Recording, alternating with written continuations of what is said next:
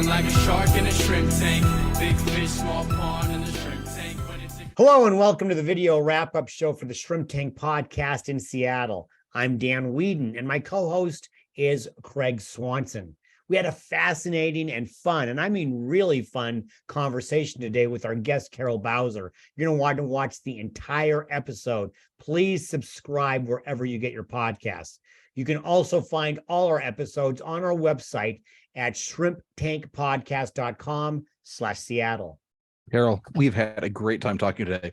There was a lot of conversation around leadership and around creating the space and this idea that a lot of leaders don't necessarily recognize that they are not the ones at risk in a lot of conflict situations, that they're the ones with the power. And so for me as a leader, for others as a leader, are there things that I can do to create more space and opportunity for people to be honest with me, recognizing that they are in a different power dynamic than I am in that conversation? Absolutely. I think one of the things first and foremost is to stop, use the power of the pause and ask this question of like, what power dynamics are here? And I'll give you an example. I've in working with leadership teams, and they have, the leadership team meeting. I'll say, okay, what's the purpose of this meeting? Or actually, I'll ask, whose meeting is this? Who owns this meeting? And the leader will say, well, it's everybody. I want to, encourage collaboration and communication. It's their meeting. And I'll go around the room and I said, whose meeting is it? They're like, it's the leaders' meeting.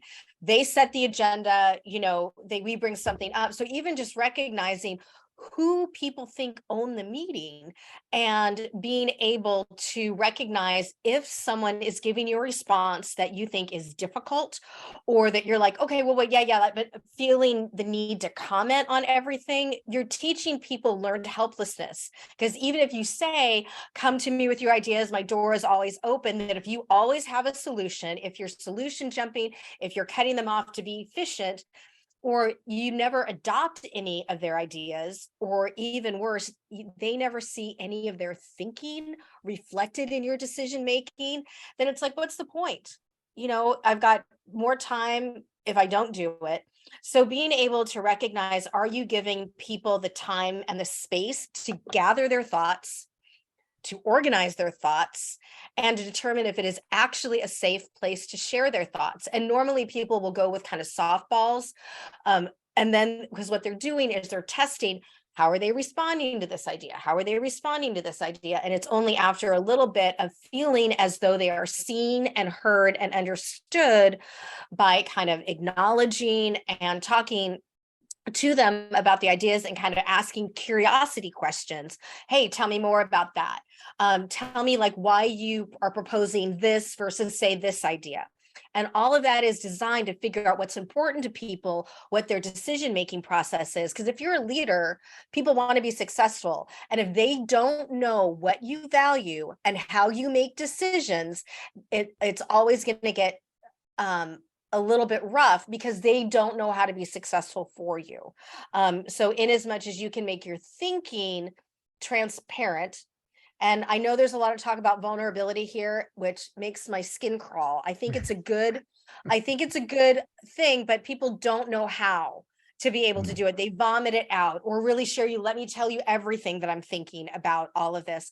When I think what they really want to do is people want to know what your thought process is. Do you have a concern? Are you feeling as though this is too risky for you? And are you having different risk tolerances involved in the room? So I think about thought process, about what we're concerned about, where we see the gaps are, or if we're feeling slightly nervous about something and not confident, that's the kind of vulnerability, not like vomiting, everything that we see. I read articles about, well, people wanted us to kind of hold hands, sing Kumbaya, and tell about a really embarrassing personal moment to kind of be vulnerable and bond the team. Absolutely freaking not. This is a workplace. Do not do that. Do not do that.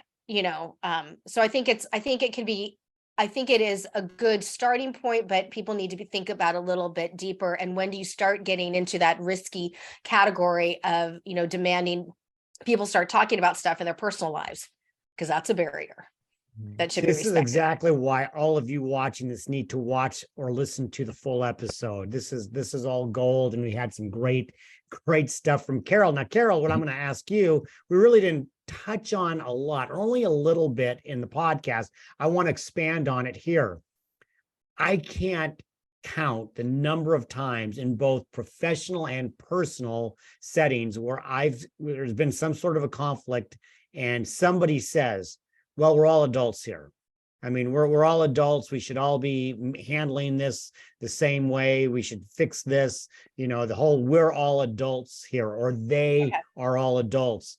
Can you talk or debunk or kind of tell the truth? Did you about notice that interrupted eye roll that I started going like, oh my God, and I stopped myself. I stopped myself. So bless their hearts. I think that is a very good aspirational, but my great lawyer, mediator, consultant answer is it depends. And I think maybe flipping the question of why do you think they should be able to solve it on their own? And what leads you to believe that they haven't tried to resolve it on their own, but have been unsuccessful in doing it because of the tools that they have, or the language that they've used, or the systems, or the process, or the shadow culture that's going on that tells them that this is not a good conversation to have, or that it's too risky, or it's not going to be worth the while. So I go to it, it's like, well, why do you assume that they should be doing that? Particularly, not to throw academia under the bus, but I spend a lot of time, working in academia where, so if you've had a lot of like A performers and really great individual contributors, what in their background, did they have good managers that role modeled this? Are you consistently reinforcing this? Are you making it not just an expectation, but you're saying, hey, this is an example of how we've been able to work it out. And we're not expecting full hold hands, touch knees, sing kumbaya, that everybody loves it to the same degree. But were we able to identify the areas of concern and try to troubleshoot, prioritize, and reach some level of decision making on it? And I think, Craig, you and I had a conversation offline of like, how do you know when it's, or maybe it's in the thing, the podcast. The thing we just did. Because it's in there, I'm sure. Yes, it's like that word.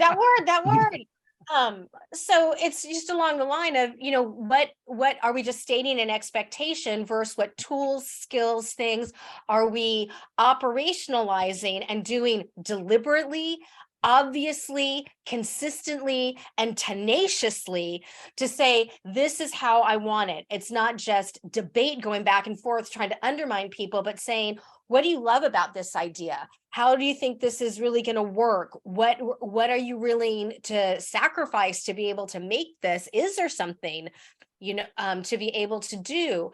But here's the kind of dirty little secret.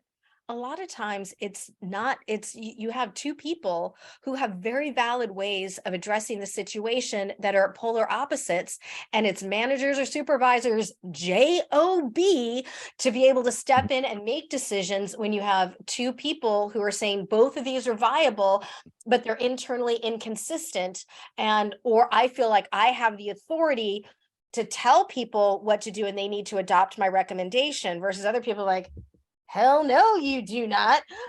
So it's along the way of, is it that you have a genuine disagreement that a decision needs to be made?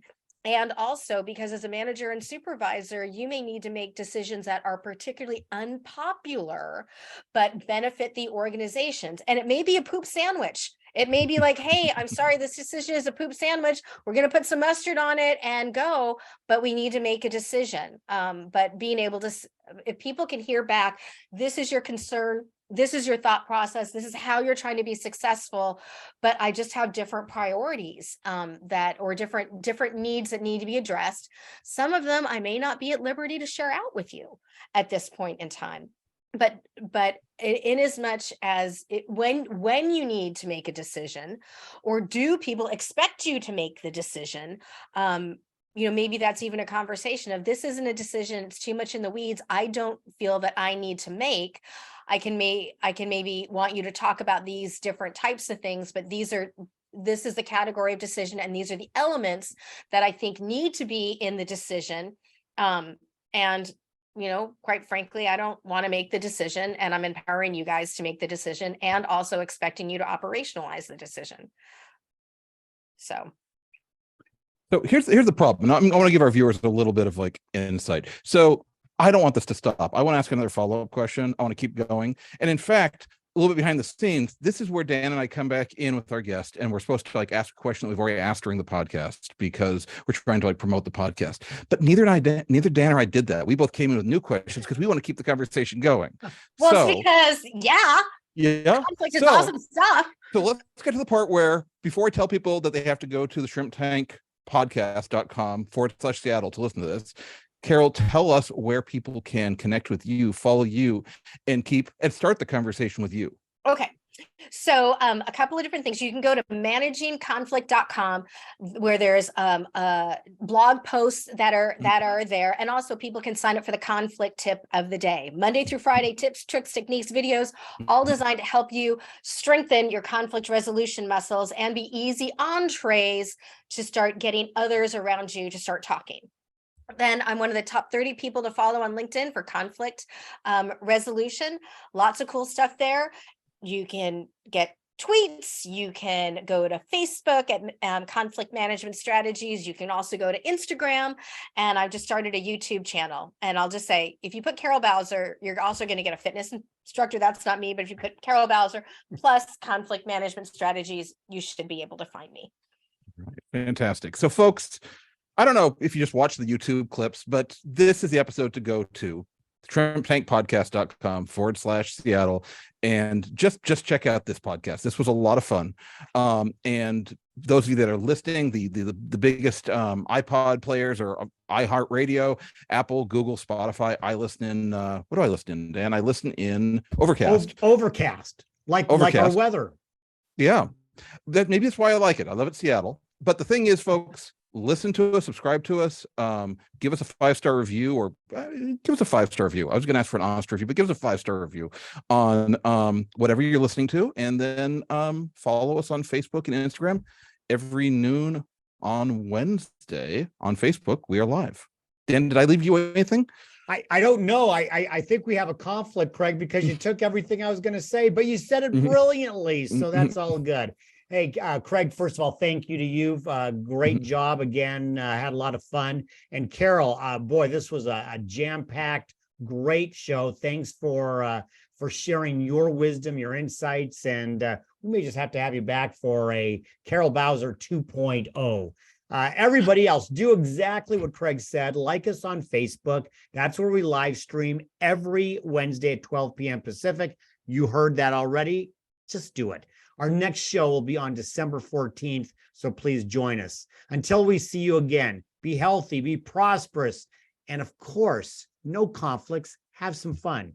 Because for right now, the shrimp is back in the tank. So long.